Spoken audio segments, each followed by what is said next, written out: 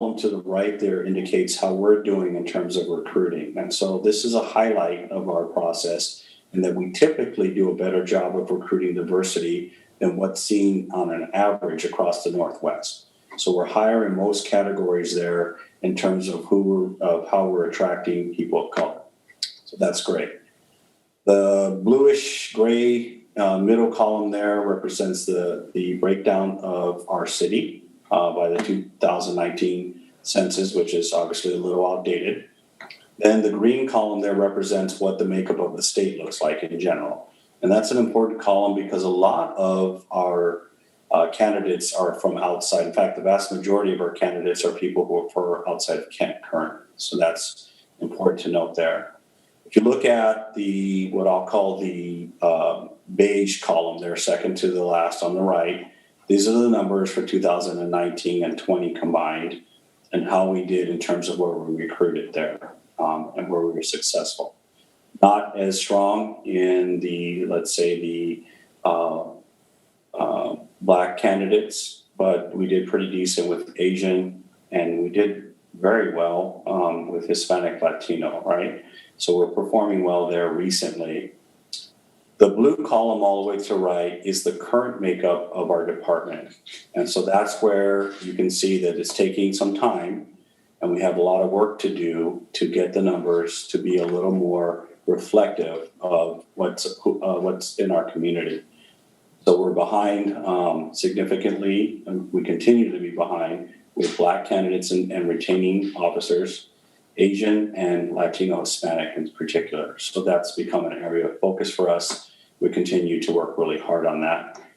So the question then becomes, so what are we doing to continue to do better in this regard? And so some of the enhancements we've implemented recently, including changing some of the process. One of the things that's very cumbersome when you apply is that you have to fill out, it's about 32 pages of personal history questionnaire, and it's all about your life, where you've ever lived, where you ever worked, everything from any criminal behavior, drug use, and all of that.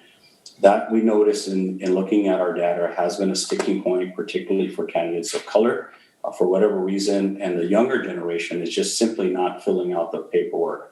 So we looked at that and looked at how we could work with that to enhance getting completion in that realm. So we hired a new service, a personal history service provider called Guardian. We found that this is a more intuitive platform, and younger candidates seem to engage longer. We're starting to see a higher percentage of completion of the paperwork, if you will, that's involved with the process. So hopefully we'll see a great return on that as well. We also have recently signed a memorandum of understanding with the police union, KPOA, where we will be offering an incentive of 3% for anyone who can demonstrate proficiency in a foreign language. So I'm very pleased that that's underway. We've moved away from charging fees for anyone who can demonstrate they're not able to afford the fees. Any indigent candidates, we now waive all the testing fee requirements for them. And so hopefully we've removed that barrier in that regard. And then we've updated some of our restrictions related to marijuana use. We had a pretty strong year-long prohibition on that. It was kind of a bright line. We reconsidered that, and we've made some adjustment there. For every future candidate, just know, yes, as a police officer, it's still not authorized for you to use any illicit drugs. So that be aware of that. But we reduced the time frame in which you could have used it prior to becoming a candidate for us. We've engaged in new recruiting partnerships. It's very, very interesting. Recently, we've partnered with faith-based leaders in Kent community. We're hoping to see some decent returns on that and connections and referrals. And we've looked at our grooming and standards in terms of tattoos and hairstyles, and we've modernized that and got that caught up so that there isn't barriers that come with maybe culturally specific hairstyles or religion preferences or anything like that. So we've made some movement. We continue to do work, and our commitment is that we're going to continue to do all we can to recruit and retain BIPOC community members to join our police officers. So next slide on that, Kim. And I wanted to highlight, if I could, some outstanding training that we have coming up. And this is specifically in the realm of race and equity for our officers. First up, next week on the 28th and 29th, I'm very excited. We will have Mr. Dwayne Bryant come in. Mr. Bryant is the author of the book called The Stop. And I'll read the description on the book that was written for him. It says, the sought-after speaker and master storyteller, Dwayne Bryant, delivers a timely message in The Stop to improve police and community relations with the recent increase of police officers involved in shootings during routine stops and police officers being shot. Bryant created this book to educate youth, parents, teachers, and police officers to proactively create mutual respect, shared responsibility, and accountability in an effort to improve police and community relations, therefore helping to heal our nation. So we've got that coming up. The first classes are going to be consistent of what I'm calling our city leadership stakeholders. That includes our elected officials, it includes our race and equity board members, and it includes the police command personnel. So I'm very excited that happens next week. From there, we will assess the training. I'll take input from the stakeholders, and we will determine how to best deliver that training to all the officers in the department starting this fall. So that's upcoming next week. A little later this year, but also in the fall, we will be becoming a ABLE training certified law enforcement agency. ABLE stands for Active Bystander for Law Enforcement, and it's a program that was developed by Georgetown University and is one of their innovative policing programs. It's actually taken off, and this is becoming the benchmark for most professional law enforcement agencies to me. And what this is, although the name's a little clunky because I don't think officers are generally bystanders ever, what it really is training on peer-to-peer intervention. So we're talking about duty to intervene, doing the right thing, reporting misconduct kind of thing. So this is actual training for that. The program is designed to help officers successfully intervene, to prevent harm, and to create law enforcement culture that supports peer intervention. As part of the training, officers will participate in hands-on scenario training of real-life situations and will be given the opportunity to demonstrate proficiency in appropriately intervening and reporting. So the premise of the class is, like I said, if you see something wrong, say something and act on it, which is something we're working very hard towards. To deliver the class, we're going to get 2 of our officers sent to get certified in the training. They will then come back and they will train the rest of the department. It's important to have our own trainers so that we can continue this as we get new recruits that come in from the academy. This is currently something that not all the recruits are receiving, particularly if they're lateral officers from other states. So we want to make sure this is an ongoing effort to train up our officers. And with that, I believe that's all I have for you tonight, unless there are questions, Mayor. Okay, thank you, Chief. Any questions for the Chief before we move on? Madam Mayor, I'm sorry. Councilmember. Hey, Chief, I saw the data for us, the hiring and recruiting, and I know you're working on it, and we definitely have some improvement need to be done. I thought there was a time we used to go to the high school and do some recruiting. Especially, I think about some of minority high school, Kent Meridian. Are we still doing that? Have that been value added over the years? It has been. With the pandemic, nobody's been in the schools, including us, right? So that's been on hold for at least a year. And I will say overall, the pandemic has stifled our recruiting and hiring a little bit. It's been a challenge. We kind of had to figure it out. But we think we've hit a groove now, and we'll be back in. Also stopped in connecting to our youth was our Explorer program, which has also been great for recruiting future officers, our police science class at Kent Meridian High School, and all of our cops in school programs have been, virtually stopped since the pandemic. So we did lose a lot of connection. I'm very much looking forward to getting reconnected in that regard. During the pandemic, one of the things I'm proud of that we were able to do in terms of reaching the youth is that we've connected with Living Well Kent. And we are connected and now have an ongoing relationship and ongoing meetings with their youth policy board. And it's been very exciting. In fact, one of the young men on the youth policy board. He's too young for a ride along, but he's desperately waiting. We brought him in. He wants to become a police officer. And so I've given him an opportunity to meet with our recruiters. We talked about a path forward for him in terms of education and activities. And I am certain that once we restart our Explorer program, he'll be a part of that. So to your point, Councilmember Boyce, absolutely. It is something we invest in. I'm looking forward to restarting those programs. I think that's one of our could be a good success story for us when we start growing our own, right? And like you say, once the school open back up, and some of the other community where it's BIPOC are living well, getting involved with them and bringing them along. I think when we grow our own, it could be very value added. So thank you for your answer to the question. And Madam Mayor, there was one more point I wanted to make, if I could. Absolutely. So I want to give credit where credit's due. We discovered Dwayne Bryant, who will be doing the STOP training next week with us, the new conversation. And that became because of Dr. Shahida Lopez brought that information to us during our Race and Equity Advisory Board. She strongly recommended it. We looked into it, and it's coming to fruition. We'll be delivering that training next week. So thank you to her. Right. Thank you, Chief. Councilmember Fincher, you have a question. Yes, thank you, Madam Mayor. So, Chief, did you say that you're looking into the retention numbers, or you've already done that? And specifically Black, Latin, Latino, and your Native numbers?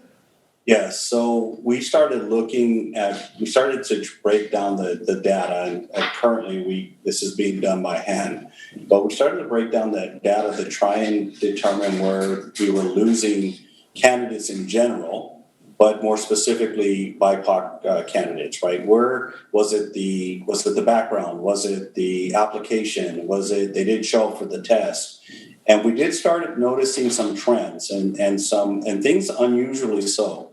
The number of candidates in general who do not even finish their application is high, like in excess of 40-something percent. And we're trying to figure out why that is. It could be that our process is too cumbersome. So we launched a new service and we're hoping to make that more user-friendly. It could also be that our BIPOC candidates are highly sought after, and it's very competitive. And so they may be in the position where they're getting multiple offers at the same time.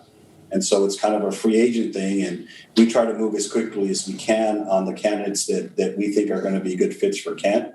But many times they've got 3 or 4 offers on the table. So it's a process. But things like the paperwork, things like the testing, the number of people who don't show up for the testing is mind-blowing to me, but it happens a lot. So doing things like calling them ahead of time and reminding them and encouraging them to show up for the test is some of the things that we're starting to do in recruiting. It takes a lot of time. Okay, I see. And you'd mentioned some of those earlier. I thought those numbers were solely for the applicants or the recruits, then not department-wide. Is that correct? Which column are you referring to, Councilmember? Well, looking at the whole thing, so as you're going through the retention issues, you just mentioned the retention as far as applicants, so they may not want to fill out the application. But say for somebody who's been here 5 years, that would be the highly sought after, not just as an applicant, but also as a lateral officer. So I was for all of the columns, basically, is that the full, says current KD or KPD demographics. That's total for the entire department? Yes, that's total for the department. So you've got historic numbers in there, right? So as we change things, those numbers will shift, but with incumbents. So the trend still is in law enforcement that most officers make this a lifelong career. But for those numbers to shift, it's going to take ongoing work. But where I really look at where the rubber meets the road is if you look at the yellow column and then you look at the beige column, the gap between those two numbers is the one that I really focus on because it's who's applying and who's actually getting hired. And the difference, the gap between those two things is where we're focusing our efforts. Okay. And I think it would also be interesting to see what the ones who do leave, especially if they leave after just a few years, to find out to look at why they're leaving also. Yes, we do exit interviews in those, and we do capture some of that. Up to now, it's been mostly family stuff, but we are seeing, just to be honest, people are looking for a different environment to work in. Okay, thank you. Okay, Councilmember Larmer. Thank you, Chief. I'm sorry. So remind me, I wasn't quite clear. So there's a 1-year moratorium on marijuana use, but you're looking at shortening that. And then remind me why there's that moratorium since it's legal in our state.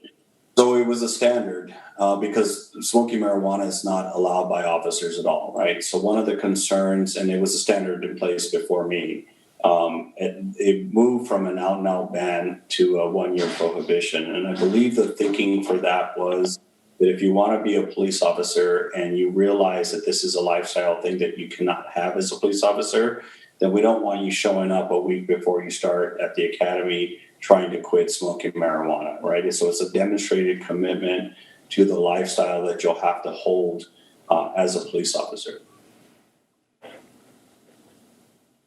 Okay, but we don't have the same restriction on alcohol, or obviously you can't drink on the job, so.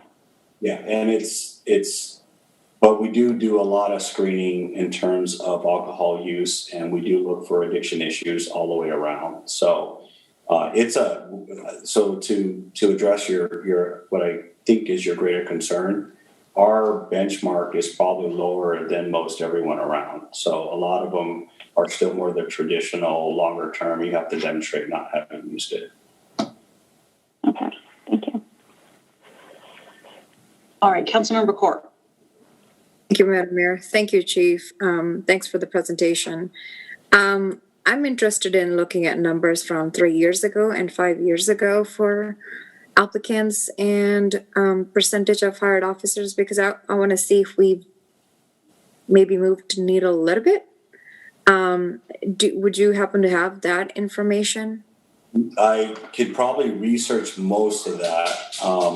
So it depends on 5 years ago, maybe a stretch, but I think I can get you most of that data, Councilmember, and I'll be happy to get that.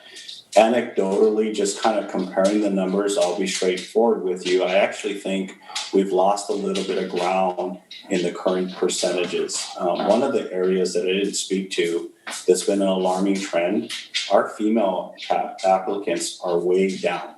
I mean, like in half of what we normally used to see. And a couple of the other, I can tell you that in general, if you looked over the course of the last 3 years, I remember seeing that there was a downward trend in the 3 categories of Black candidates, Asian, and Hispanic Latino.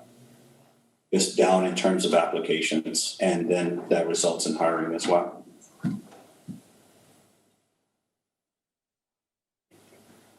Thank you.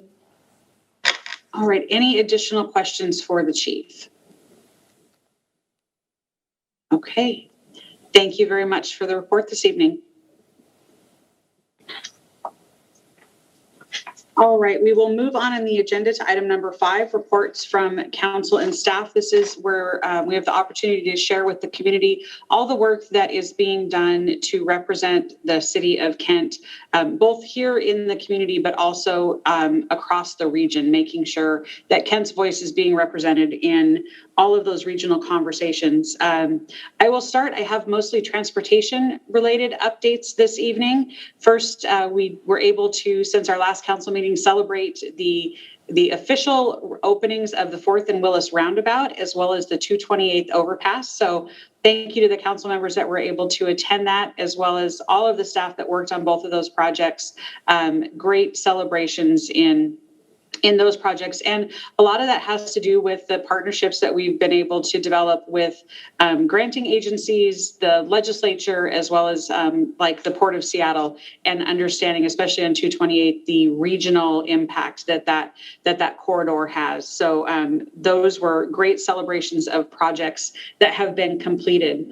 At the Transportation Policy Board, we have the foundation for some of those great projects. We were able to approve the award awarding of an additional $53 million region-wide in transportation projects. That funding those projects came from the adopted contingency list at PSRC, and it's Federal Highway Administration funds.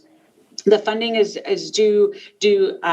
The increase was changes in available funding from the federal government, new allocations, and then funding that was necessary to be reallocated because deadlines weren't being met on the original projects. I am pleased to say that Kent fared very well in that $53 million. We had two projects that were awarded funding. The first one is the north segment of 76th Avenue South, and we received $3,480,000 for construction of that project. The second project is the 218th/98th Avenue South from 94th to 216th Street. So that's the sort of that other side of where we go up the hill coming off of that 228th corridor. And we received just over $4.9 million for construction of that project. So significant funding coming to Kent. Like I said, had been on the contingency list and then moved up on that list. Immediately following the Transportation Policy Board, we started the PSRC Project Selection Task Force.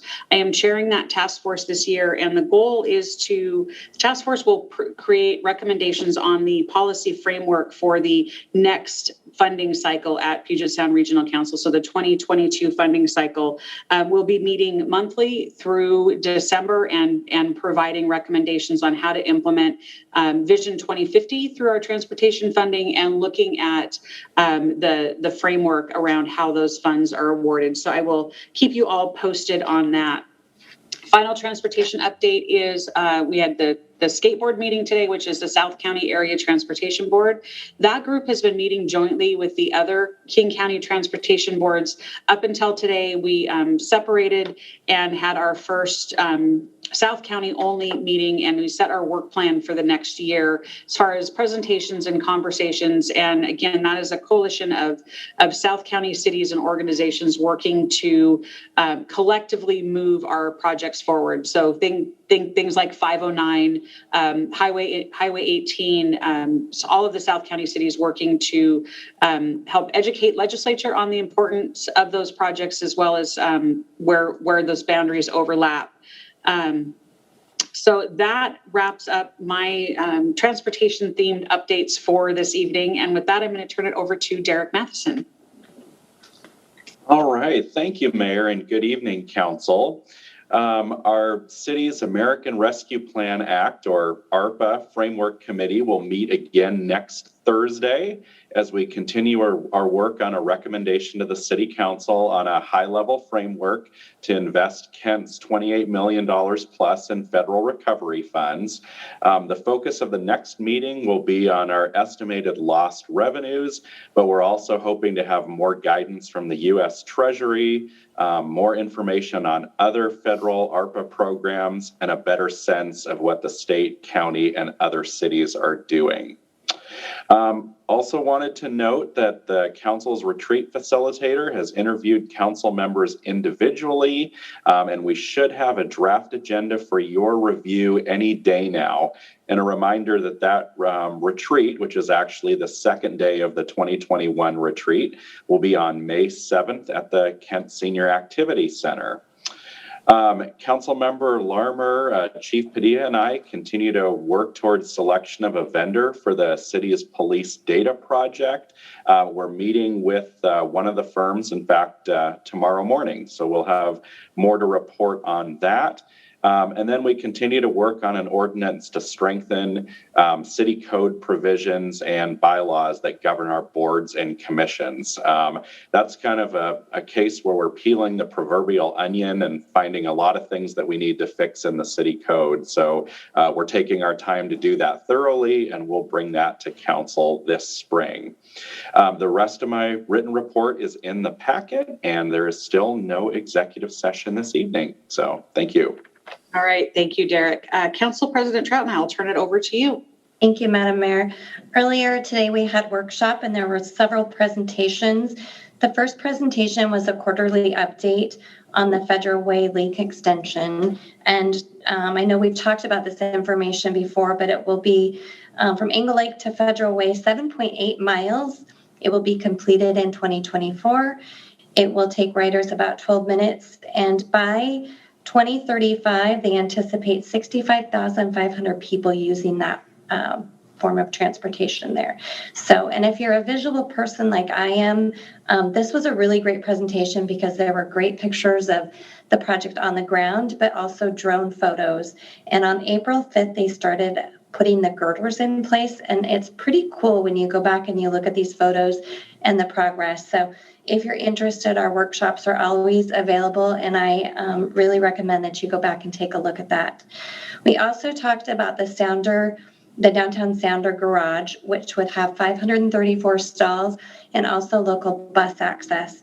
And as you could imagine, during this time of COVID, this project has kind of been put on hold.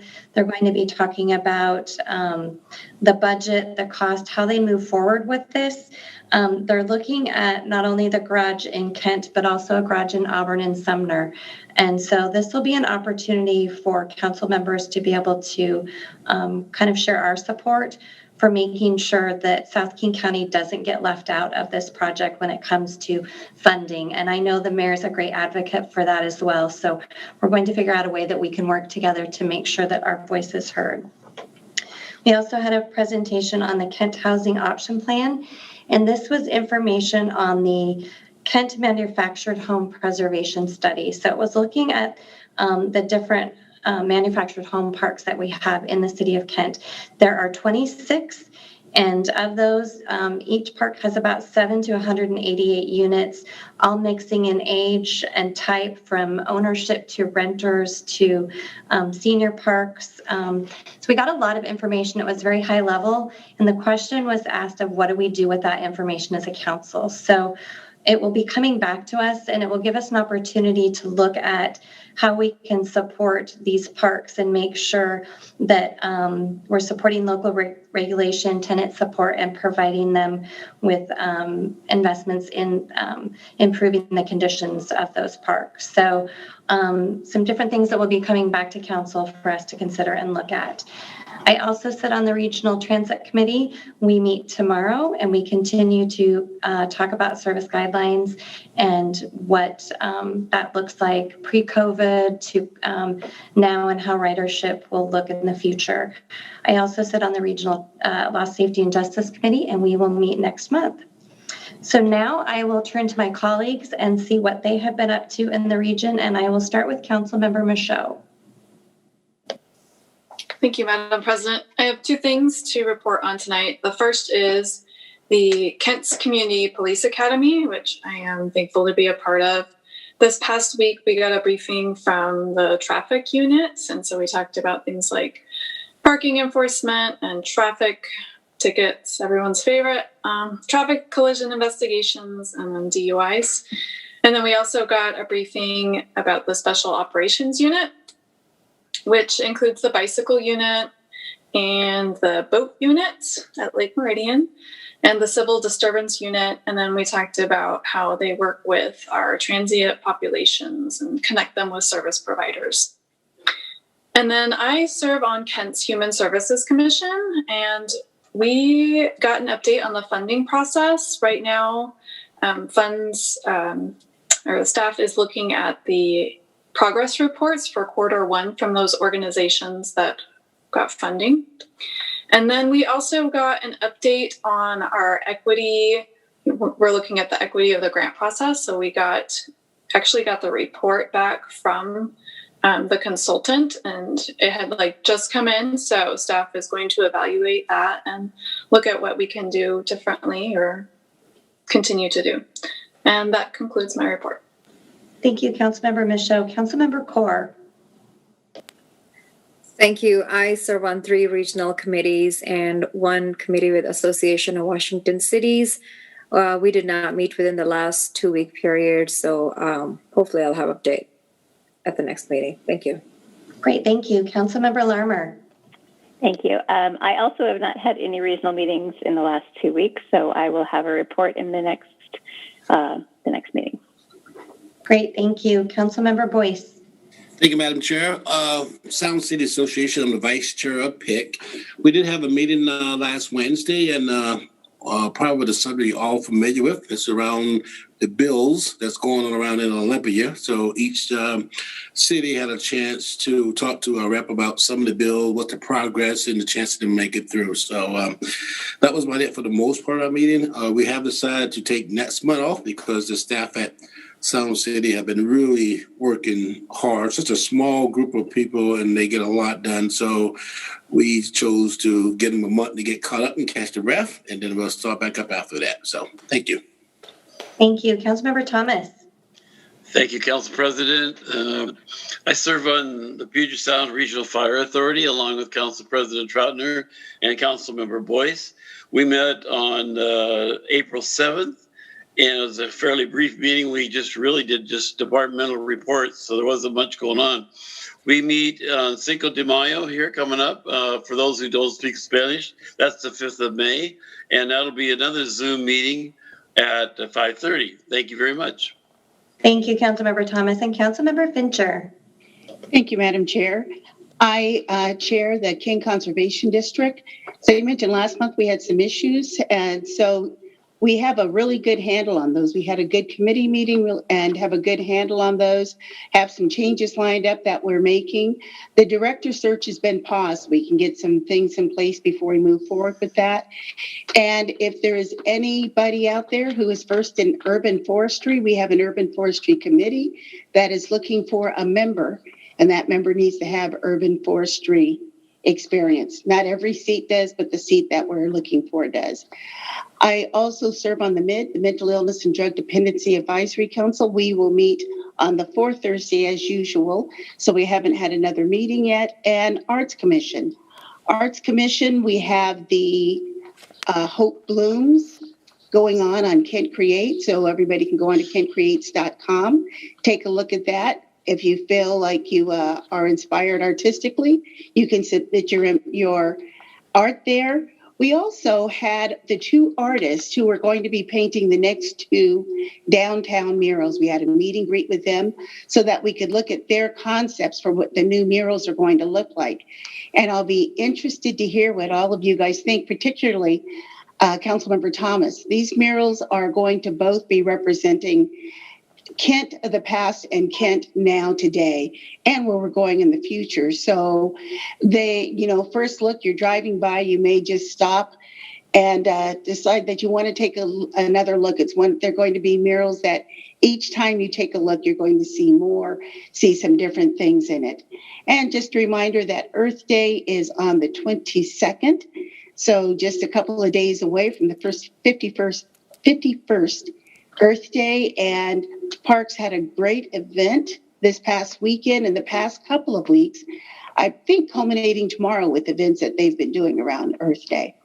So thank you very much. Thank you, Councilmember Fincher. Madam Mayor, that ends our reports. All right, thank you. And Councilmember Fincher, thank you for the reminder on Earth Day. There was a great event on Saturday. We had full capacity, over 40 volunteers, Councilmember Fincher, Council President Troutner, and big props go to Councilmember Michaud, who came with her family and stayed and worked. And thank you to all the volunteers that were helping us celebrate the 50th anniversary of the 51st anniversary of Earth Day. We missed last year, so but didn't want it to go by unrecognized. All right, that brings us to the end of reports. Item number 6 on the agenda is public hearing. We do not have any this evening. Item number 7 is public comment. The public comment period is an opportunity for people to come and speak to the council and the mayor on issues that relate to the business of the city or agenda items the council will consider at this meeting. Comments that do not relate to the business of the city of Kent are not permitted. Additionally, Washington state law prohibits people from using public comment period to support or oppose a ballot measure or a candidate for office. We do ask that you keep your comments to 3 minutes, and after Kim, our clerk, calls you up, if you could state your name and city of residence for the record. With that, Kim, I will turn it over to you. Thank you, Madam Mayor. I have 3 people signed up to speak tonight. The first speaker is Brian Gilderoy. Hello. Brian Gilderoy, Seattle resident, works at Fred Meyer. To the esteemed council of the wonderful city of Kent, I cannot express my sheer disappointment in the decision made by the committee as a whole not to move forward with the issue of hazard pay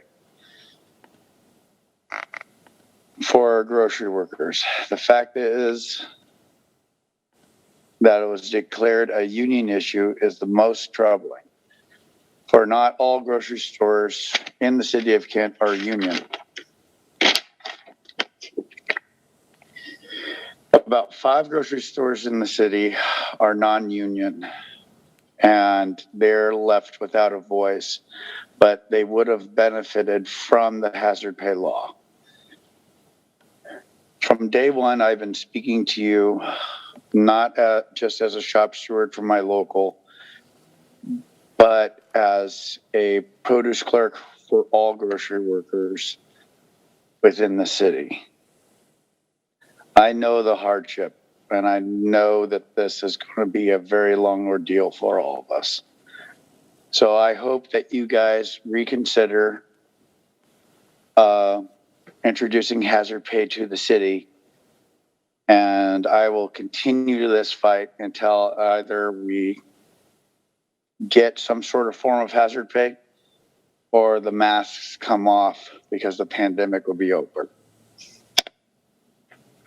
Thank you very much. Thank you. The next speaker is Lindsay Young.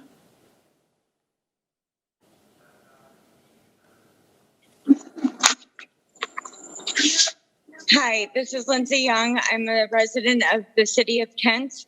I work with Brian Gilmore at 172 Kent Fred Meyer.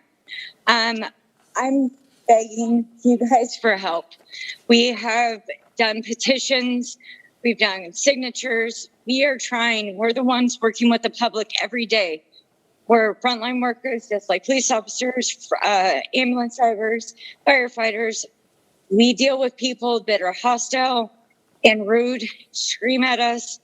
We have been in close contact with COVID. Several of our coworkers have caught it, and we don't know if we're going to be getting it. We have disabled children. A lot of us have disabled kids that have no immunities, that we need this help. So I'm begging you guys to please reconsider giving us what we need.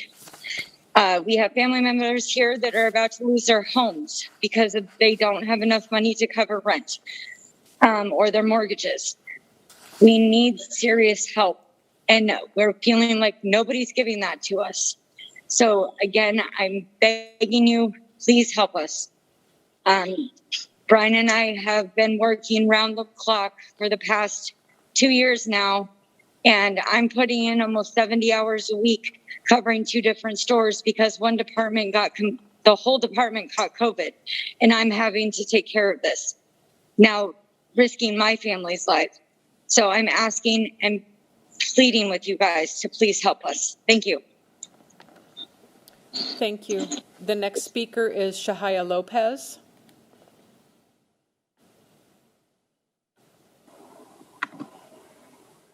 Good evening, Mayor Ralph, President Troutner, council members, members of the Kent City staff, and fellow community members. My name is Shahaya Lopez, and I am a resident of the city of Kent, specifically the Bridges community in Auburn. I would like to first start by acknowledging a request made by Mayor Ralph back in January, where she said that the next time that we see a city employee, we should say thank you. And the next time that we're ready to point out that someone has done something wrong, that she challenges us to take a step back and think of all the good things they've done. So Mayor Ralph, since it seems that you have a difficult time taking constructive feedback, I am going to use part of my 3 minutes of public comment to express my appreciation for the work that the Kent Police Department has done putting together the Community Police Academy. I specifically want to thank the organizers and presenters I've encountered so far: Sarah Wood, Commander Thompson, Commander Hollis, Officer Clay, and Officer Walter. Thank you for engaging the community in this way. It's been highly engaging and informative. Now that that's out the way, I would like to revisit a request that I made last summer, motivated by Mayor Ralph's statement on June 1st, 2020, following the murder of George Floyd, when she acknowledged that the system is far from perfect and said that she is committed to standing with the community and working to make it even better and create a system that is fair for every resident and serves everyone equally. After reading her statement then, and based on the events that I have personally witnessed, I know that the Kent Police Department has a lot of work to do to live up to the idea of serving every resident equally and to live up to their motto of serving with compassion, especially serving Black and Brown residents with compassion. Well, I have been vocal about my concerns since June 1st, 2020, hoping that the mayor will put her words into action. At the same time, I've been looking forward to seeing the Kent PD put words into action. And sadly, I have to say that it's been almost a year and there have been very little tangible changes. If anything, I now see more examples that support the community feedback gathered by the Kent PD back in 2016 when they sought to identify the police department's effectiveness within the community. Back then, the feedback from the community was that the Kent PD needs to have internal motivation from the ranks regarding cultural competence, because the command staff seemed to understand, and I have noticed that, but the community was not sure if the patrol officers and sergeants understood and valued the concept of cultural competence. 5 years later, I still have the same questions, especially after learning about the things that are going on within the Kent PD. My time is short today, but I look forward to sharing a public comment during the next council meeting where I will outline details of the concerning facts that I have gathered about what's happening within the Kent Police Department. In the meantime, I look forward to hearing and seeing how the mayor and council members will hold the Kent PD to truly live out their motto of serving with compassion. Thank you. Thank you. Madam Mayor, there are no other public speakers. All right, thank you, Kim.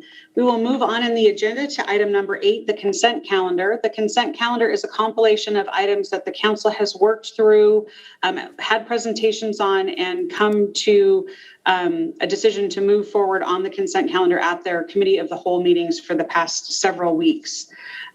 With that, is there a motion to approve consent calendars items A through L? So moved. I move items A through L of the consent calendar. Second.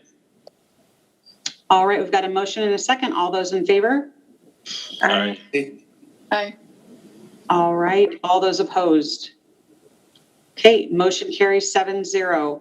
Item number 9 is other business. We do not have any this evening. Item number 10 is bids. Tonight, we will be hearing from our Public Works Director, Chad Barron, on the South 212th Street preservation, 76th Avenue South to 84th Avenue South bid. Chad, I'll turn it over to you. Good evening, Mayor and Council. I'm glad to be here. These are one of my favorite bids to award. Is not only an overlay project, but also a project that's funded through a grant. So this was largely federally funded at $1.4 million from a grant that we got through PSRC to overlay 212th Street from East Valley Highway to the concrete intersection that we built a couple of years ago at 72nd and 212th. So open bids last week. Got good bids, low bid from Lakeside Industries of $1.86 million. And through a typo here, we didn't include the engineer's estimate, was right around $2.2 million. So still seeing good bids this spring thus far. So looking forward to getting this project started. And that's it. Right. Any questions for Chad? Definitely work that needs to be done, and always happy when we've got that regional support to support the projects. So with that, if there are no questions, a motion would be in order to approve the bid.